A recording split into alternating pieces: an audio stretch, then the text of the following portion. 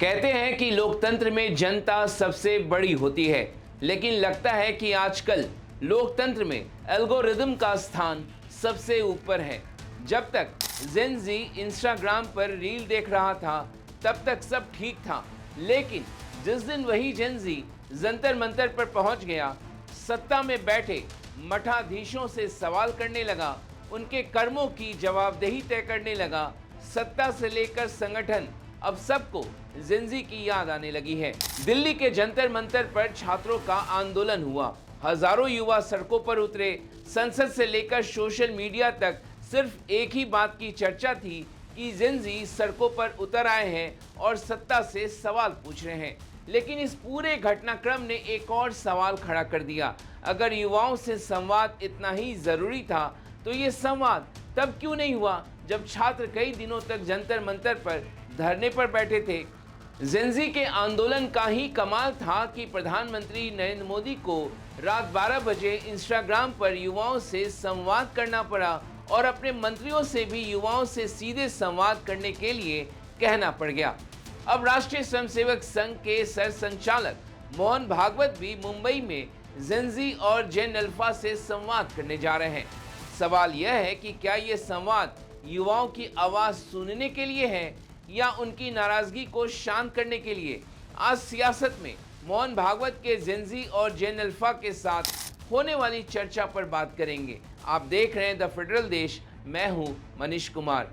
6 अगस्त को मुंबई के Nita Mukesh Ambani cultural centre में संघ प्रमुख Mohan Bhagwat India's international movement to unite nations के सालाना कॉन्फ्रेंस के ओपनिंग सेरेमनी में 2000 के करीब जेन जी और जेन अल्फा छात्रों से मुलाकात करेंगे, संवाद करेंगे। इस सम्मेलन में देश भर के 100 से अधिक शहरों से 15 से 19 साल के बीच के 2000 से अधिक स्टूडेंट्स हिस्सा लेंगे। ये खाली ये विषय थोड़ा ज़्यादा बड़ा हो गया है क्योंकि सरसंघचालक जी आ रहे हैं, पर पहले भी सरसंघचालक जी आ चुके हैं 2016-17 में, 2020-21 में, और अभी तीसरी बार पब्लिक प्रोग्राम में आ रहे हैं। पब्लिक प्रोग्राम के अलावा भी वो संस्था में कई बार आ चुके हैं, पर ये बार थोड़ा फोकस ज़्यादा है क्योंकि 2000 जेन जी जैसे बोलते हैं युवा जुड़े हैं, उसके लिए सवाल उठता है कि मोहन भागवत का संवाद एक तरफा होगा या दो तरफा। ये अटकलें लगाना अभी संभव नहीं है, पर सवाल उठता है कि मोहन भागवत जेन जी से क्या कहेंगे। राष्ट्रवाद का मतलब बताएंगे या सबके पूर्वज हिंदू थे ये कहेंगे, या हिंदुत्व को लेकर लंबा चौड़ा भाषण देंगे। क्योंकि एक तरफ मोहन भागवत जेन जी से संवाद करने जा रहे हैं, तो कुछ ही दिन पहले संघ के सह कार्यवाहक अतुल लिमे ये कहते हुए पाए गए कि जंतर मंतर पर छात्रों का प्रदर्शन केवल बीजेपी के खिलाफ नहीं, बल्कि संविधान और देश के खिलाफ था। हे आंदोलन फक्त पॉलिटिकल या दृष्टीने बघू नका, केवळ अँटी बीजेपी या अँगलनी हे बघू नका। हे आंदोलन अगेन्स्ट द कॉन्स्टिट्यूशन, संविधानाच्या विरोधातलं एक हत्यार म्हणून उपयोग केलेलं आंदोलन आहे, या अर्थाने बघा। अगेन्स्ट द नेशन, भारत विरोधातलं एक आंदोलन या अर्थाने उभं केलेलं आंदोलन आहे, या अर्थाने या शक्तीकडे आपण नीटपणे बघितलं पाहिजे। ऐसे में अब सवाल उठ रहा कि मोहन भागवत जेन जी के साथ संवाद में क्या कहेंगे। क्या जंतर मंतर पर जेन जी के साथ पुलिस की बर्बरता की आलोचना करेंगे। प्रधानमंत्री मोदी के लिए अभद्र भाषा का इस्तेमाल करने वाली बेटियों को पीएम के माफ करने के बाद भी उनके साथ जैसा सलूक किया जा रहा, क्या वे उसकी आलोचना करेंगे। जंतर मंतर पर छात्र केवल धर्मेंद्र प्रधान के इस्तीफे की मांग को लेकर नहीं बैठे थे, उनके सवाल इससे कहीं बड़े थे। वे पेपर लीक के खिलाफ सरकार से जवाब चाहते थे। वे भर्ती प्रक्रिया को पारदर्शी होते हुए देखना चाहते थे। वे चाहते थे कि मेहनत करने वाले युवाओं का भविष्य किसी माफिया, किसी भ्रष्ट व्यवस्था या किसी प्रशासनिक लापरवाही के भेंट न चढ़े। आज भी देश का एक बड़ा युवा वर्ग प्रतियोगी परीक्षाओं की अनिश्चितता, भर्ती में देरी, घटते रोजगार के अवसर, महंगी होती शिक्षा और बढ़ते निजीकरण को लेकर चिंतित है। लाखों छात्र सालों तक तैयारी करते हैं, लेकिन कभी परीक्षा रद्द होती है, कभी पेपर लीक हो जाता है, तो कभी भर्ती प्रक्रिया वर्षों तक अधर में लटक जाती है। इन मुद्दों पर देश के सबसे प्रभावशाली सामाजिक संगठनों और राजनीतिक नेतृत्व की आवाज अक्सर उतनी मुखर क्यों नहीं दिखाई देती है? वो आरएसएस के बच्चे हैं, उनसे बात करेंगे। आरएसएस के जो उनके लीडर है, उनके बच्चे, उनके पोते, वो कौन से जैन जी, जंतर मंतर के बच्चों को बुलाइए, जैन जी को, नेहा वोरा को बुलाइए, वो भी जैन जी है ना, उनसे बात करो। और वो 56 इंच का बंदर वाली जो बेटी है, उनको बुलाइए, उनसे बात करो, वो जैन जी है।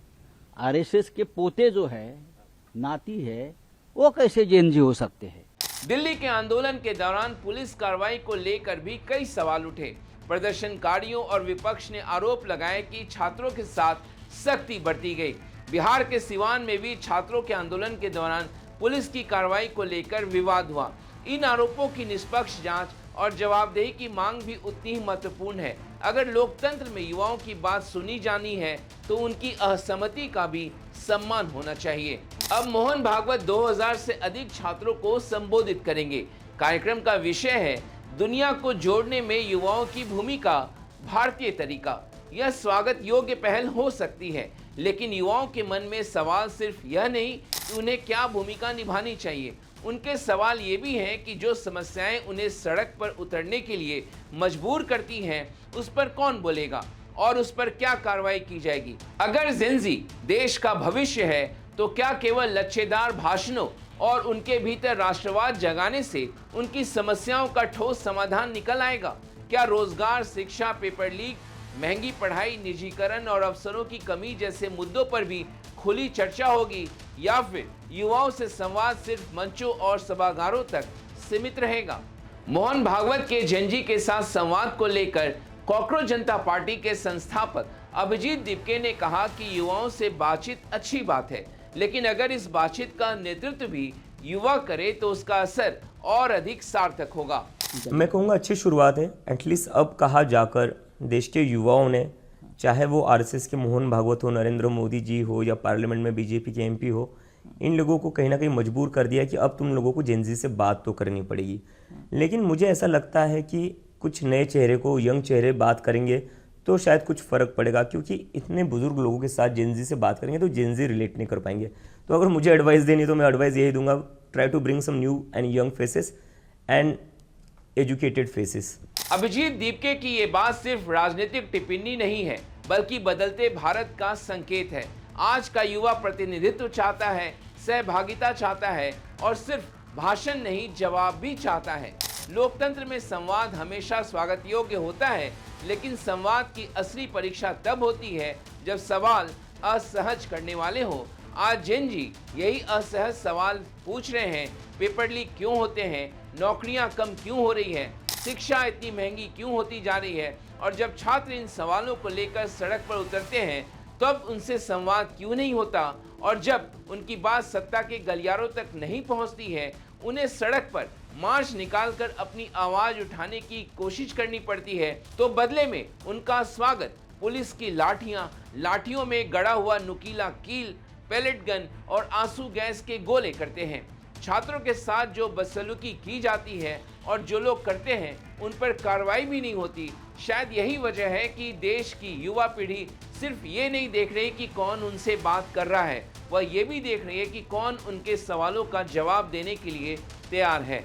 वरना सत्ता में बैठे लोग यही मानकर बैठे थे कि जेनजी केवल रील बनाने में ही व्यस्त है, और उन्हें यह भी बताया जा रहा था कि रील बनाने के लिए हमने तो डेटा भी आपके लिए सस्ता कर दिया है। साथियों, इस सस्ते डेटा का सबसे ज्यादा फायदा बिहार के मेरे नौजवानों ने उठाया है।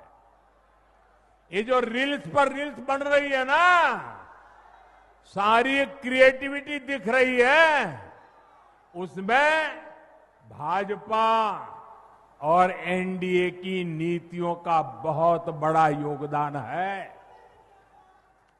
बिहार के बहुत सारे युवा इंटरनेट से अच्छी खासी कमाई भी कर रहे हैं।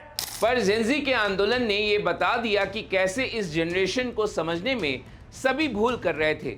मोहन भागवत जेनजी और जेन अल्फा के साथ संवाद करेंगे, लेकिन लोकसभा में नेता विपक्ष राहुल गांधी लगातार अपने हर भाषण में संसद हो या संसद से बाहर हर जगह देश की शिक्षा व्यवस्था के बदतर हालत को लेकर आरएसएस पर हमला कर रहे हैं, आरएसएस पर शिक्षा संस्थाओं पर कब्जे का आरोप लगा रहे हैं, पाठ्यक्रम में बदलाव और अपनी विचारधारा थोपने के आरोप लगा रहे हैं। राहुल के निशाने पर संघ इन दिनों सबसे ऊपर है। Every single university in India, the students should know this, and I'm saying this for them. Every single university in India today has a vice chancellor from the RSS. Dharmendra Pradhan is a symbol. Your real enemy is the RSS. Keep it in mind. They are the people who are not letting you be students. They are the people who want you to be andhbhakts. And this is a reaction from the soul of India that is saying, under no circumstances are we going to become your andhbhakts. Under no circumstances are you going to define our future. Under no circumstances are we going to listen.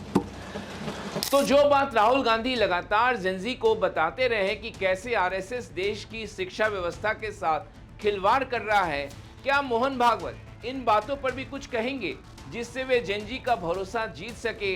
क्या मोहन भागवत इस उम्र में प्रधानमंत्री मोदी के समान Gen Z के साथ Instagram पर भी संवाद करेंगे जिससे वो जेनजी का दिल जीत सके? हाय फ्रेंड्स, आज तो मन करता है बस आपसे ही बातें करूं। तो हमारी भी नजर रहेगी मोहन भागवत के साथ जेनजी और जेनेल्फा के साथ संवाद पर। तो आज आपको हमारा ये वीडियो कैसा लगा कमेंट बॉक्स में जाकर जरूर कमेंट करिए, और द फेडरल देश के यूट्यूब चैनल को आपने सब्सक्राइब नहीं किया है तो उसे जरूर सब्सक्राइब करें। आज इस वीडियो को देखने के लिए आपका बहुत बहुत शुक्रिया, धन्यवाद।